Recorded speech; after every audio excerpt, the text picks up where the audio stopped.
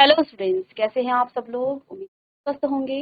मैं Meena Rana ICT virtual class में आपका स्वागत।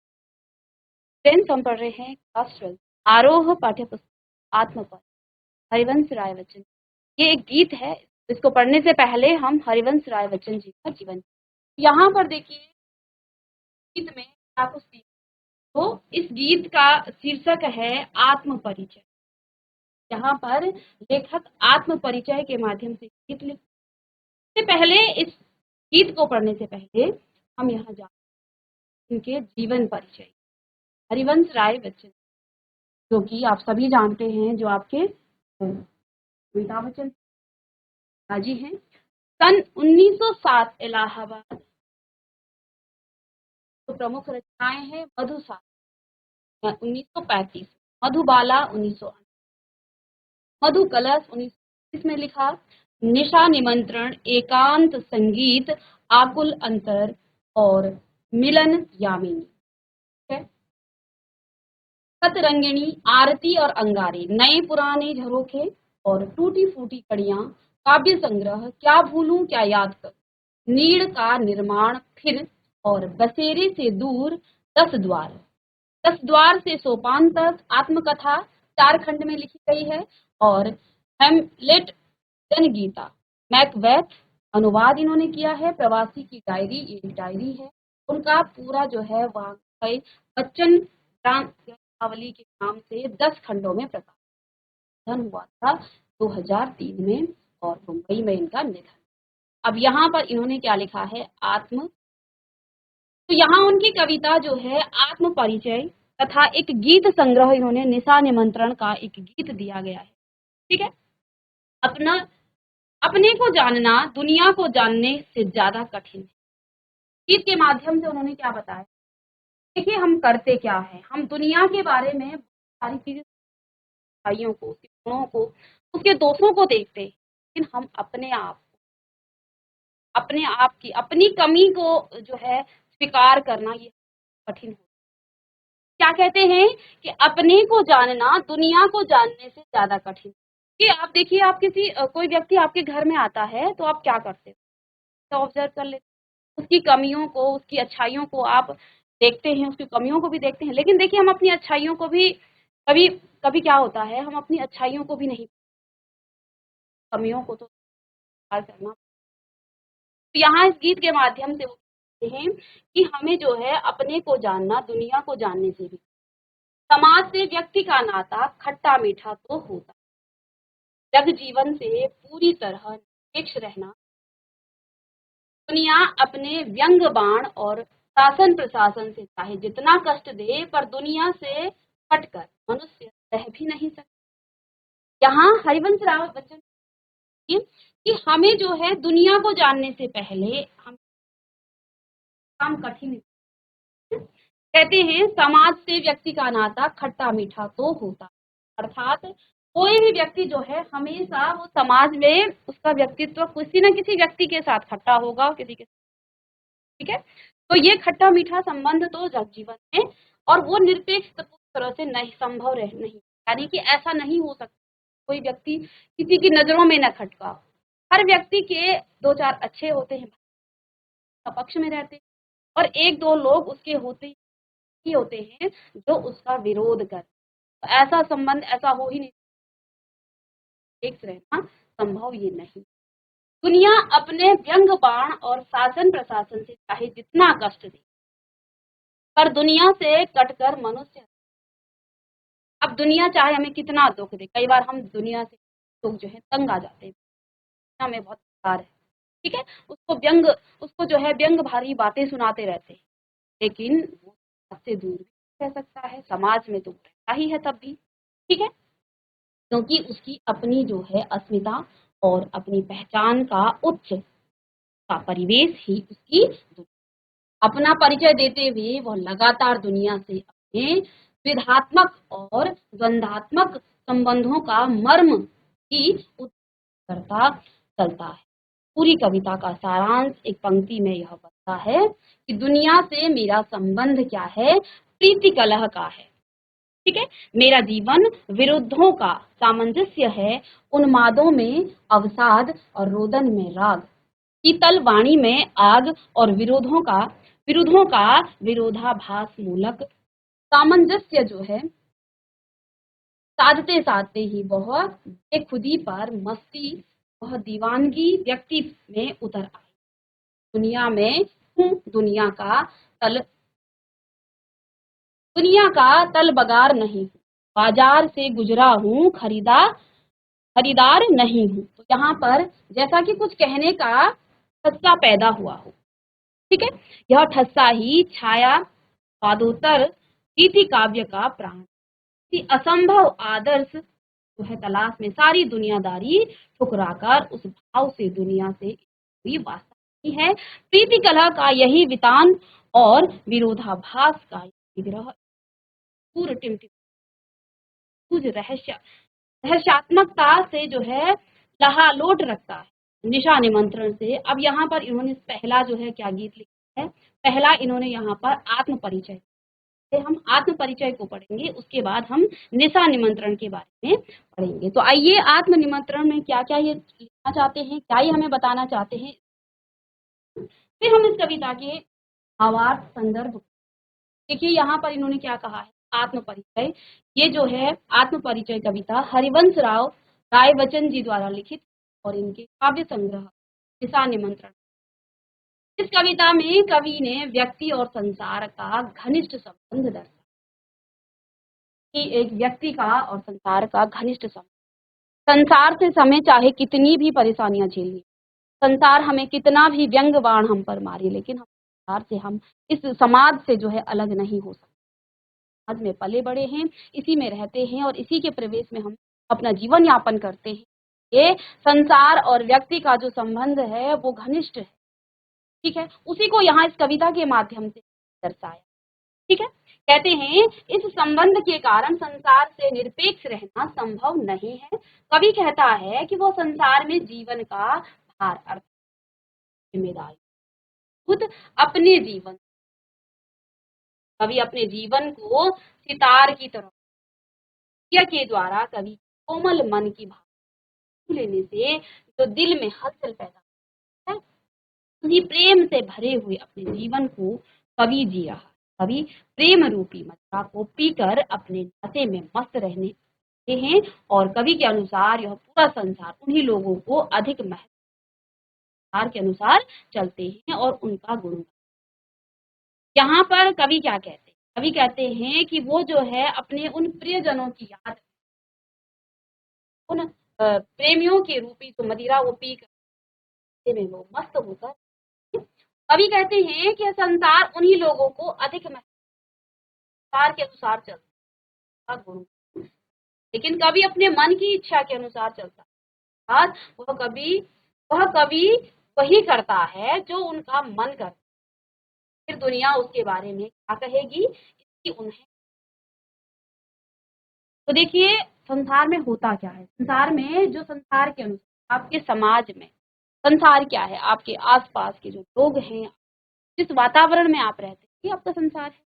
तो अब होगा क्या, आप जिस सोसाइटी में रहेंगे वहाँ के अनुसार आपको चलना पड़ेगा। यदि आप उस सोसाइटी के विरुद्ध काम करें, उस के विरुद्ध में कुछ काम कर दें, तो लोग आपका विरोध करेंगे। तो आप यदि उनके अनुसार चल रहे हैं, उनके पीछे चल रहे हैं, आपकी जो आपके बारे में अच्छा कहेगा, ठीक है। लेकिन कवि कहते हैं कि मैं तो अपने मन की ही सुनता हूँ, मैं दुनिया के बारे में, दुनिया मुझे क्या कहेगी उसके बारे में मुझे कोई फर्क नहीं पड़ता, ठीक है। इसकी उन्होंने कभी परवाह नहीं की, ठीक है।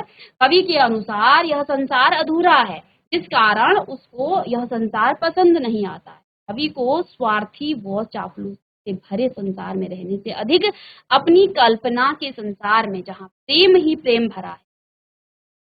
अब कवि क्या करते, कवि जो है इस संसार में, देखो आपकी सोसाइटी में भी ऐसे लोग होंगे, तभी जो है यहाँ इस संसार में स्वार्थ और चापलूसी का मतलब देखिए आपके साथ कोई आप जिसके साथ रहते हैं, आप यदि उसकी बढ़ाई करेंगे, उस बारे में सच्चाई नहीं बताएंगे, वो जो कर रहा है हम उसे अच्छा ही कहेंगे, हाँ तुम अच्छा कर रहे हो, बहुत अच्छा है, बहुत अच्छा है, तो वो हमेशा आपके साथ रहेगा। आपकी जो है वो कभी जो है आपको जो है वो विरोध नहीं करेगा, क्योंकि आप चापलूसी करते हैं, आप स्वार्थी अपने स्वार्थ के लिए काम करते हैं।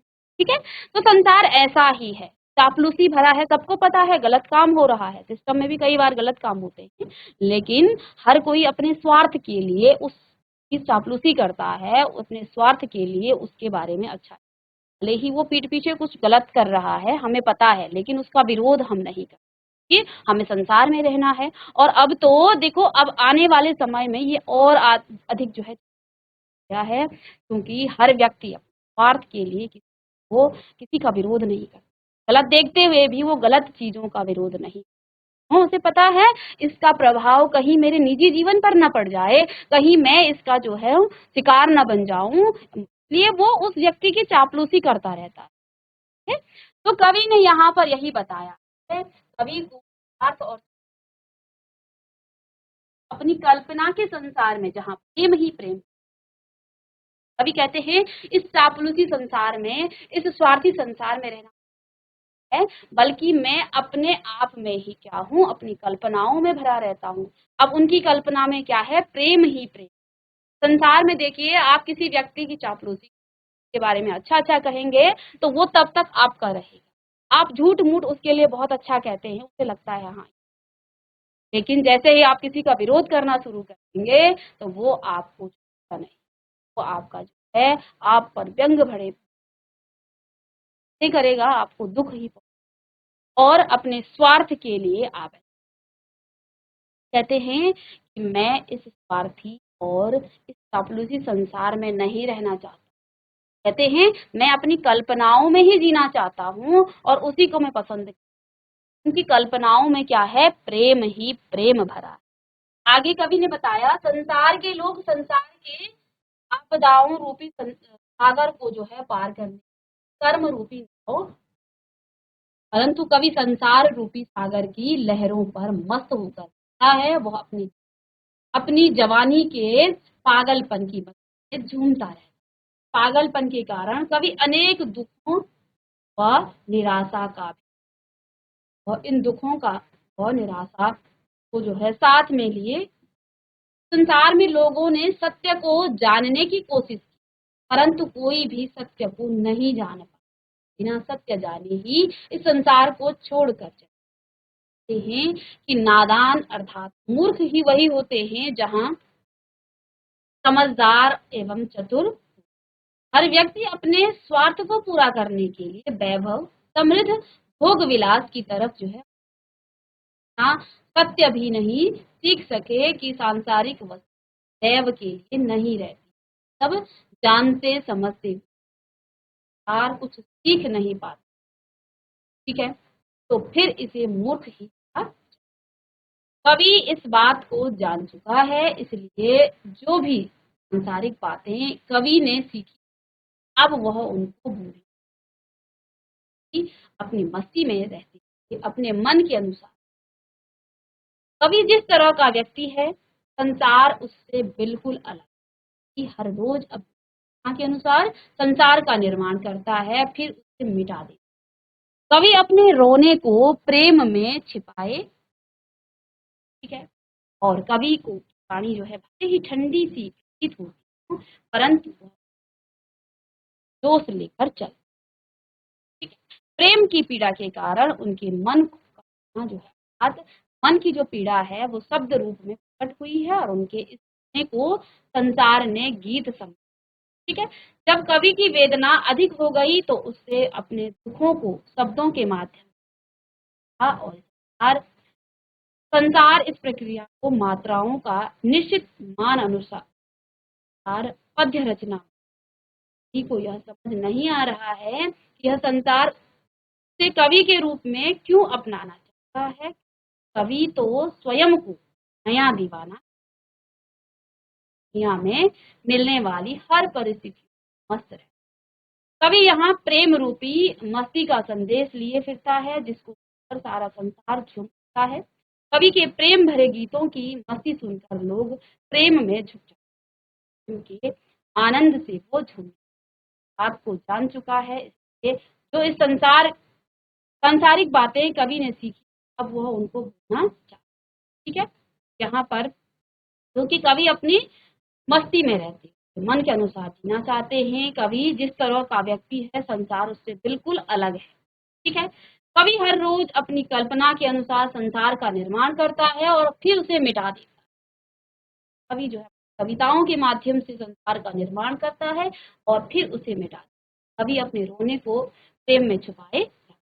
ठीक है, तो यहाँ पर देखिए इस आत्म परिचय की लाइनें हम पढ़ते हैं, फिर हम इसके भावार्थ को अलग अलग काव्यांशों के माध्यम से। तो यहाँ पर देखिए कुछ पंक्तियां काव्यांश 1 में क्या कहते हैं कवि। कहते हैं, मैं जग जीवन का भार लिए हैं, मैं जग जीवन का भार लिए फिरता, फिर भी जीवन में प्यार लिए, फिर भी जीवन में प्यार लिए फिरता। कर दिया किसी ने झंकृत जिनको छूकर, कर दिया किसी ने झंकृत जिनको छूकर, मैं सांसों के दो तार लिए, मैं सांसों के तार लिए फिरता। कहा कि मैं स्नेह सुरा का पान किया करता हूँ, मैं स्नेह सुरा का पान किया करता हूँ, मैं कभी न जग का पान किया कर, मैं कभी न जग का जग पूछ रहा उनको जो जग को गाते, जग पूछ रहा उनको जो जग को गाते, मैं अपने मन का गान किया, मैं अपने मन का गान किया। इन पंक्तियों को आप लिखेंगे और आगे हम इसके भावार्थ शब्दार्थों को लिखिएगा। इन कविता की पंक्तियों को, मैं जग जीवन का भार लिए फिरता, फिर भी जीवन में प्यार लिए, कर दिया किसी ने झंकृत जिनको छूकर, मैं सांसों के दो तार लिए फिर, मैं स्नेह सुरा का पान किया करता हूँ, मैं कभी न जग का ध्यान किया, मैं कभी न जग का ध्यान, जग पूछ रहा उनको जो जग को गाते, मैं अपने ध्यान किया, जग पूछ रहा उनको जो जग की गाते, मैं अपने ध्यान किया। यहाँ पर देखिए क्या कहते हैं कवि। चलिए ये कुछ शब्दार्थ लिख लीजिए। जग यानी संसार, भार यानी कि बोझ, जो कठिनाई आप इसे कह सकते। संकृत का मतलब हो गया है झनझनाहट, झनझन की आवाज, कार या कंपन। स्नेह अर्थात प्रेम या प्यार, सुरा यानी शराब या मदिरा या मद, पान तरल पदार्थ पीने की क्रिया, भाव, गान यानी कि शब्दार्थ लिखे।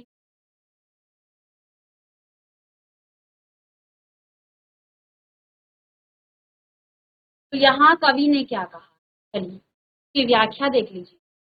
उपरोक्त पंक्तियां आत्म परिचय नामक कवि से ली गई। आत्म परिचय का कि कवि कौन है, हरिवंश राय बच्चन। उपरोक्त पंक्तियों में कवि कहते हैं कि वह संसार में जीवन का भार अर्थात सांसारिक कठिनाइयों का बोझ उठाता घूम, फिर भी इन सब के बावजूद कवि का जीवन प्यार से भरा रहता। कहने का तात्पर्य यह है कि सभी कठिनाइयों के बावजूद ही अपने जीवन से प्यार, अपने जीवन को तार की तरह, तारों को हर किसी ने छूकर कंपित कर अर्थात छेड़ दिया, और वे मानते हैं कि उनका जीवन इन्हीं तारों रूपी सांसों के कारण चल रहा है।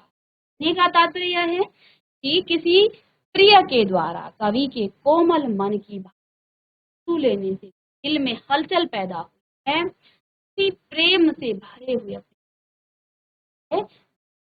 आगे कवि कहते हैं कि उन्हें उनके जीवन में जो प्रेम मिला, वे उसी प्रेम रूपी मदिरा अर्थात शराब को पीकर उसके नशे में मस्त रहते। उन्होंने कभी संसार की परवाह नहीं की, क्योंकि कवि के अनुसार यह पूरा संसार उन्हीं लोगों को अधिक महत्व या उन्हीं को पूछता है जो संसार के अनुसार तथा उनका गुणगान। लेकिन यहाँ पर कवि अपने प्रेम की इच्छा है, अर्थात वह कवि वही करता है, कवि वही करता है जो उसका मन करता है। फिर दुनिया उसके बारे में क्या कहेगी इसकी परवाह है। यहाँ इस पंक्ति में क्या कहा है और फिर से देखें कि मैं जग जीवन का भार लिए फिर, कहते हैं कि मैं जीवन का भार लिए फिर रहा, फिर भी जीवन में प्यार लिए फिर, यानी कि तमाम कठिनाइयों के साथ मैं चलता हूँ लेकिन फिर भी मेरे जीवन में प्यार लिए चलता।